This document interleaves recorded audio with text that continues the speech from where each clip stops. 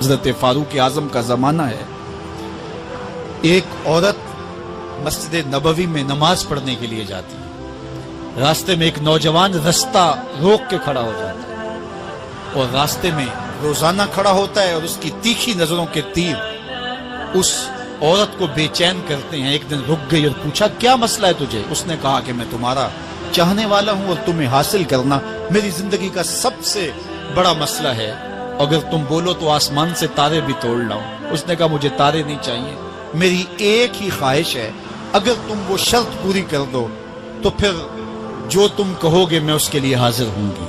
اس نے کہا جلدی بولیے، میں ہر آرزو پوری کرنے کے لیے فرہاد بن جاؤں گا، مجنوں بن جاؤں گا۔ اس نے کہا میری لمبی چوڑی شرائط نہیں، ایک ہی شرط ہے، 40 دن تک حضرت عمر کے پیچھے نماز پڑھنا، 40ویں دن کی آخری نماز کے بعد یہاں میں تیرا انتظار کروں گا۔ اس نے کہا کہ یہ کون سا مشکل کام ہے۔ 40 دن تک حضرت عمر کے پیچھے نمازیں چلتی رہیں، عمر کی قرات کا سوز دل بدلتا رہا۔ 40 دن کے بعد آخری نماز جب ہوئی تو وہ نوجوان لڑکی راستے میں کھڑی تھی اور یہ نظریں جھکا کے گزرنے لگا، تو اس نے آواز دے کے کہا حسب وعدہ تیرے لیے حاضر ہوں۔ اس نے کہا خیر سے کھڑی رہو، عمر نے دل کا تعلق رب سے جوڑ دیا ہے، تیری دعا ہے کہ ہو میری آرزو پوری۔ اقبال بولا تیری دعا ہے کہ ہو میری آرزو پوری، میری دعا ہے کہ تیری آرزو بدل جائے، تیری تمنا ہی تبدیل ہو جائے۔ آرزوؤں تو ساری زندگی پوری نہیں ہوتی، کاش ہے کوئی زندگی کا رخ ہی پھیر دے، کوئی زندگی کی سمت ہی تبدیل کر دے۔ جس کو حاصل کرنے کے لیے دن رات مرے جا رہے ہیں، کاش وہ مقصود ہی نہ رہے، وہ مطلوب ہی نہ رہے، وہ زندگی کا حاصل ہی نہ رہے، زندگی کو حقیقت کا نور مل جائے، ہمیں پتہ چل جائے ہم اس دنیا پہ آئے کس لیے تھے، ہماری زندگی کا مقصد کیا ہے۔ ایک طبقہ تو وہ ہے جو گناہ کرنے کے باوجود بھی نہیں ڈرتا، اور دوسرا طبقہ ہے گناہ کرنے کے بعد دل کانپ جاتے ہیں کہ یہ گناہ ہم سے کیوں سرزد ہو گیا، اور تیسرا طبقہ وہ ہے کہ جو نیکی کرنے کے باوجود بھی ڈرتا ہے، پتہ نہیں میری نیکی بھی قبول ہوئی ہے یا کہ نہیں۔ حضرت سیدنا عمر رضی اللہ تعالیٰ عنہ عید کے دن رو رہے تھے تو کسی نے روک کے کہا کہ آج تو خوشیوں بھرا دن ہے، روزوں کی تکمیل ہوئی، ہر بندہ عید منا رہا ہے اور آپ رو رہے ہیں۔ تو فرمایا کہ مجھے نہیں پتا کہ میں مقبولین میں سے ہوں یا مطرودین میں سے، میری نیکی قبول ہوئی ہے، میرے روزے قبول ہوئے ہیں یا رد کر دیے گئے۔ یہ وہ لوگ ہیں کہ جو نیکی کرنے کے باوجود بھی ڈرتے ہیں کہیں ہماری نیکی رد نہ کر دی گئی۔ اللہ اکبر۔ حضرت حسن بصری رضی اللہ تعالی عنہ رو پڑے تو کسی نے کہا حضرت کیوں روئے ہو؟ کہا اللہ کی بے نیازی سے ڈر لگتا ہے، کہیں ایسا نہ ہو کہ وہ میرے عمل قبول ہی نہ کرے اور مجھے جہنم میں ڈال دے۔ محض اس کی بے نیازی سے ڈرتے ہوئے حضرت حسن بصری رو پڑے کہ اللہ تعالیٰ جل شانہ بے نیاز ہے، اس کو کوئی پرواہ نہیں ہے، تو کہیں ایسا نہ ہو کہ میرا سب کچھ جو ہے وہ رد کر دیا جائے۔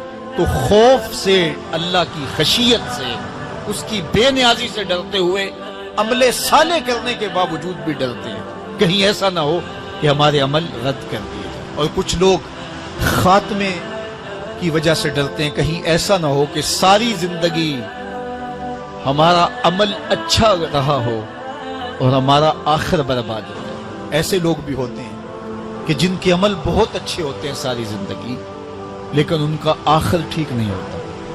بلعام بن باورہ کی مثال ہمارے سامنے موجود ہے۔ بنی اسرائیل کا مستجاب الدعوات ولی تھا، اور جب ہاتھ پھیلا کے دعا مانگتا تو منہ پہ ہاتھ بعد میں پھیرتا، قبولیت پہلے ہو جاتی، اتنا مستجاب الدعوات ولی تھا۔ پھر کیا ہوا کہ اللہ کے نبی کے خلاف اس نے ہاتھ اٹھا دیے، عجب میں آ گیا کہ میں اللہ کی بارگاہ میں مقبول ہوں اور میری ہر دعا مان لی جاتی ہے۔ تو پھر کسی کے کہنے پہ وقت کے نبی کے خلاف بد دعا کرنے کے لیے کھڑا ہو گیا، اور جو کہنا چاہ رہا تھا وہ اپنے حق میں نکل گیا، اور پھر زبان اس کی لٹک گئی، زمین چاٹتا تھا، اور قرآن نے کہا مَثَلُهُ كَمَثَلِ الْكَلْبِ، اس کی مثال کتے کی مثال ہے۔ اب ذرا غور کیجئے کہ بنی اسرائیل کا مستجاب الدعوات ولی ہے، لیکن انجام کتنا بد ہوا मसलुहु कमसलिल कल्ब, इसकी मिसाल कुत्ते की मिसाल। इसीलिए मियां साहब बोले पढ़ने उत्ते मान करीना ते ना आखी मैं पढ़िया, ओ जब्बार कहार सदावे मता रोड़ देवे दुध कड़िया। कितने लोग किस कमाल पे पहुंचे होते हैं लेकिन अंजाम ठीक। कमाल उसका है जिसका अंजाम ठीक हो गया। रंगा रंग सुहेलियां परन कड़े, पर परया उसदा जानिए जिसदा तोड़ चढ़े। हजरत अबू मुलैका रदी अल्लाह ताला अन्हो फरमाते हैं, बुखारी किताबुल ईमान में ये रिवायत है, फरमाते हैं मैं 30 असहाबे रसूल से मिला हूं।